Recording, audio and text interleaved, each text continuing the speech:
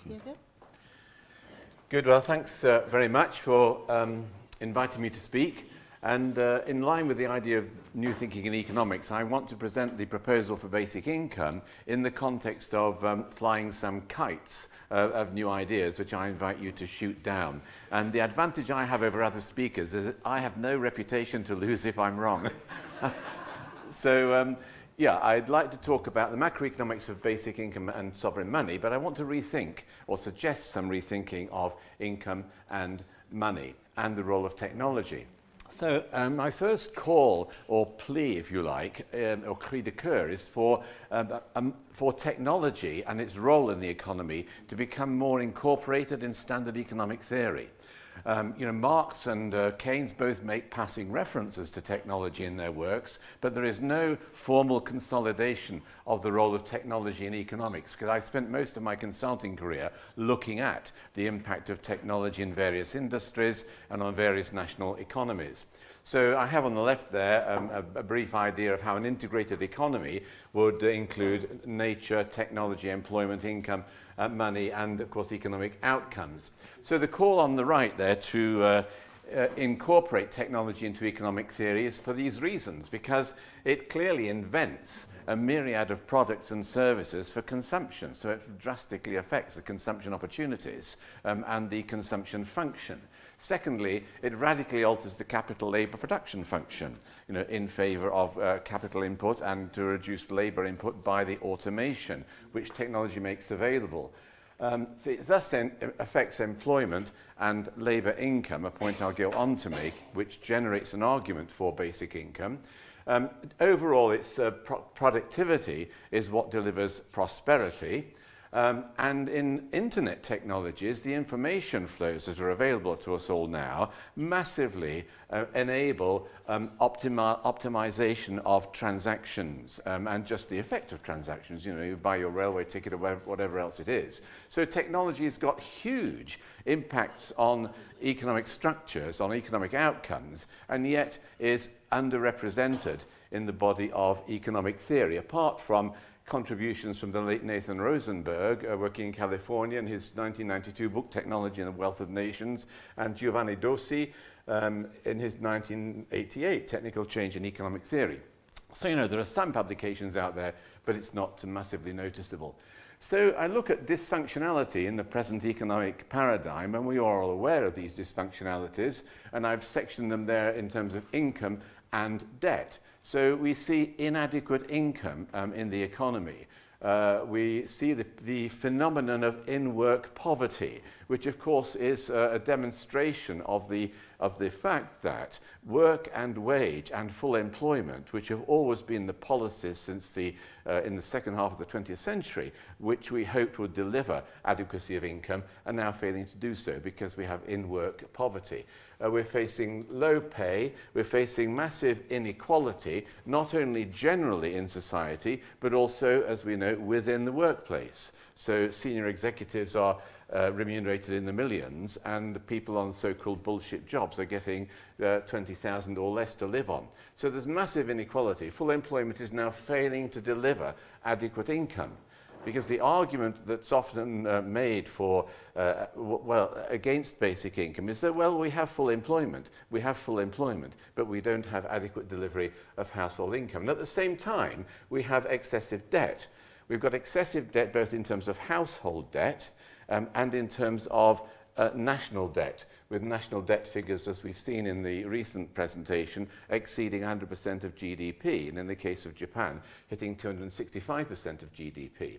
So that excessive debt generates crisis because the debt becomes at some point unrepayable, and it generates austerity, because at some arbitrary point, and it does seem to be arbitrary, governments suddenly say, oh, we can't accumulate further debt, therefore we must impose austerity measures. So this paradigm has significant social damage written into it. And that's where, in my view, new thinking in economics requires us to step back, critique the paradigm, and see where it might be redefined. At the same time, we're seeing significant ecological damage because the trust in full employment as the generator of income means that we're always looking for more jobs, more production, more output, more consumption, more resource depletion, more emission and pollution, and so on. So I'm suggesting at the bottom this needs a radical rethink, and the economic system needs re-engineering. So the explanatory hypothesis that I float is that technology is reducing aggregate labour income and at the same time accumulating debt, and I'll go on to show why and how I think that is. That the policy target that we need is a bifocal policy target, one, to get income to people, and B, to get debt out of the system, and that the policy instruments for that are a basic income, i.e. a universal unconditional income, and debt-free sovereign money, also known as direct monetary funding of government expenditure. Now, these are fairly radical ideas, which have often been treated with scorn, frankly, by the economic press. And Paul Johnson's recent book pours huge scorn on the idea of basic income on page 90, and I've posted a riposte to that only yesterday. So we are, if you like, flying in the face of orthodoxy. Orthodoxy is always difficult to challenge. Orthodoxy is always difficult to change. The German scientist Max Planck said that scientific theory famously changes one funeral at a time. You know, that it requires an older generation of orthodoxy to make way for what are currently regarded as heterodox views. So here's a thought experiment. That if we had a totally automated economy, you know, in this thought experiment, which has limitations, of course, as all thought experiments do, if a machine could be plugged into the earth to produce all the goods and services needed without any labour, therefore without any wage, how would the goods and services be distributed? Clearly by some kind of voucher everybody's given. The vouchers are handed in for the goods and services, and in my version of the thought experiment, the vouchers are destroyed when they are handed in for the goods and services. Then the vouchers are reissued the following year. So it's a simplistic thought experiment. But in that thought experiment, 100% of the GDP becomes a basic income. And 100% of GDP also becomes sovereign money, i.e. debt-free vouchers simply given out for people to turn in for their goods and services. So the nuance of the argument, I claim, is that to the degree that production is automated, to that degree there is a structural requirement for non-labour income in the economy. So here's an attempt to show how that works. So automation is increasing productivity in terms of output per hour worked. It's reducing wages per unit of output, and real wages then tend to lag productivity, which has been the story in the United States for the last 30 years, according to commentators like Joe Stiglitz. So robots may not have yet destroyed jobs, but it's on the way. So you go on London Underground, of course, as you know, there's nobody in the ticket offices anymore.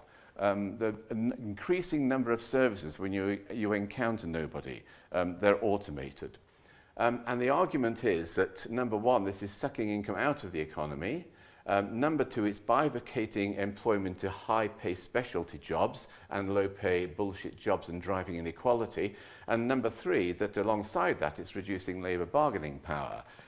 So we end up with households forced into increasing debt, governments forced into increasing national debt, the imposition of austerity, crisis austerity, and all the indicators move in the wrong direction.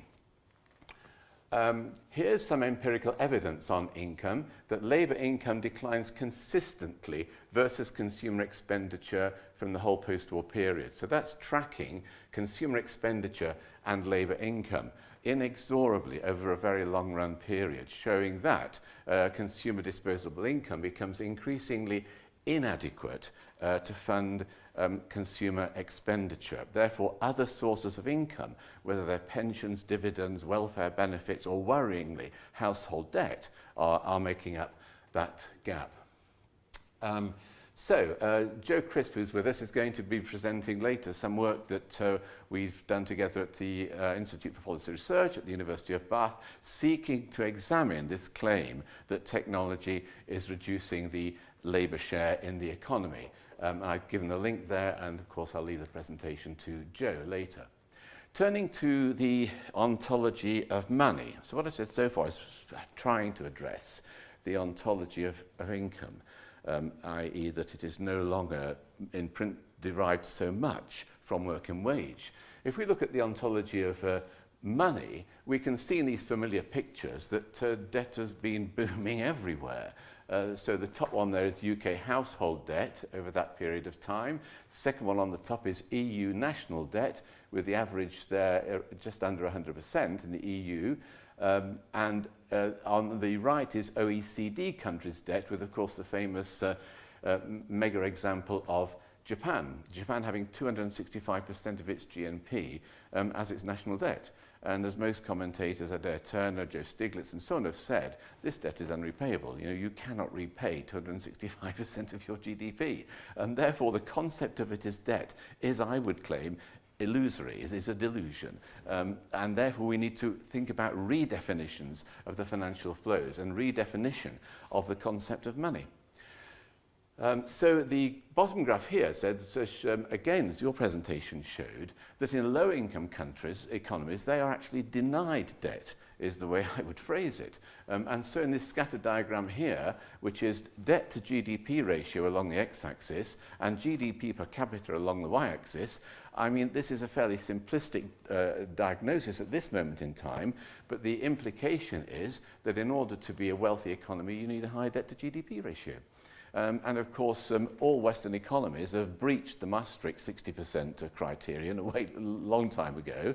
In the meantime, the economic analysts I talk to in developing economies say that they are forced to abide by this 55 to 60% limit of GDP per capita. So the argument there is, if we could release income to people through a basic income funded by debt-free sovereign money, even if we increase the debt, allowed money to be emitted, or created money without calling it debt, fed it into low-income households, that in a Keynesian fashion would stimulate local production, investment, and grow the economy.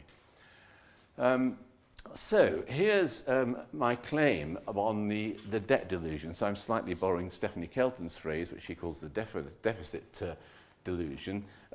Here's my argument on the debt delusion. So there is, as you know, a prohibition in most jurisdictions on direct money financing of government expenditure. It's a no-no, it's a no-go, it's not supposed to happen. But, I claim, it's necessary, and so is done indirectly. And the indirect mechanism is that governments in their primary markets sell government bonds to pension funds, insurance companies, foreign central banks, stockbrokers and rich individuals. And the central bank, which is denied access to the primary market, can only then go and buy government bonds in the secondary market from those traders in the primary market. And that's what's happening.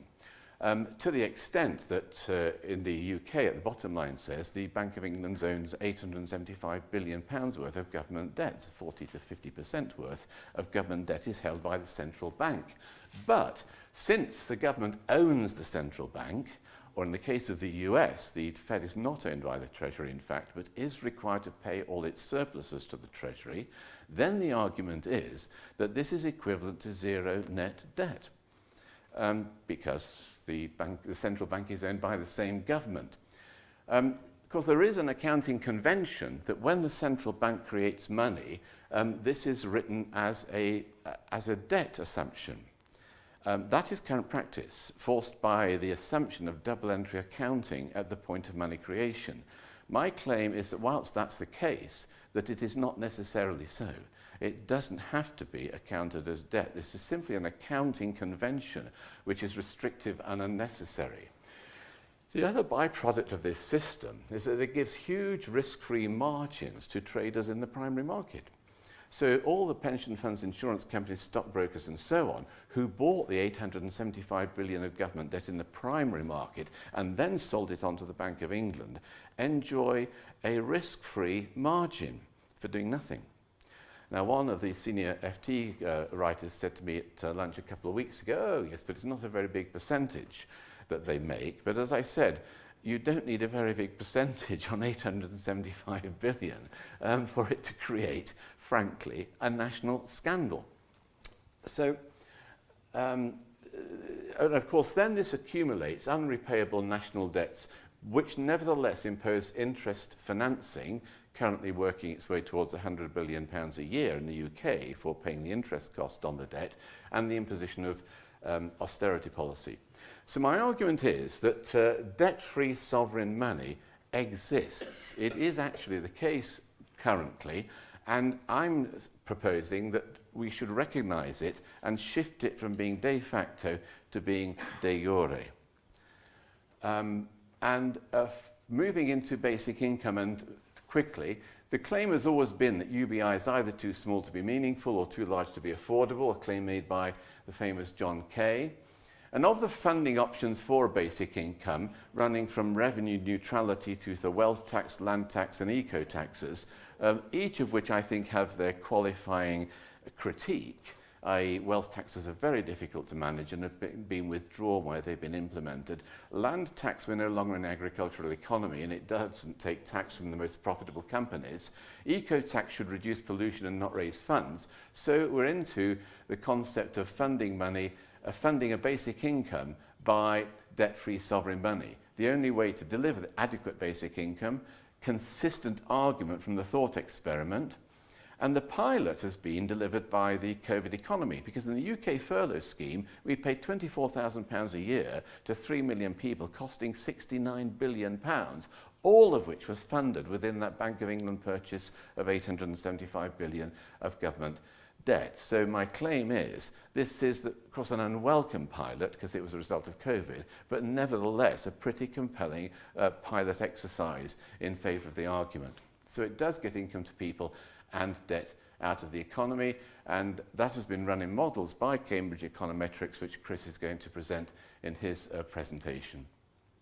So the case of basic income runs through social justice. It's the best welfare system because it's less intrusive, it avoids unemployment traps, it avoids poverty traps. It's ecologically sound, it allows human flourishing. You know, why should we be trapped by the 8 to 4 factory or the 9 to 5 office? You know, this is an artifact that we have imposed upon ourselves unnecessarily. And the macroeconomic case that I've been making so far, that policy and philosophy and the whole concept of the ontology of humanity should become less work-centric. And finally, there's my book, which was mentioned earlier, which I mentioned without any commercial interest because I get 0 royalties from it, but it's there if you're interested. So thank you very much, and over to you, Geoff. Thank you very much, Geoff. So again, we have, actually, we can just initiate the debate. So is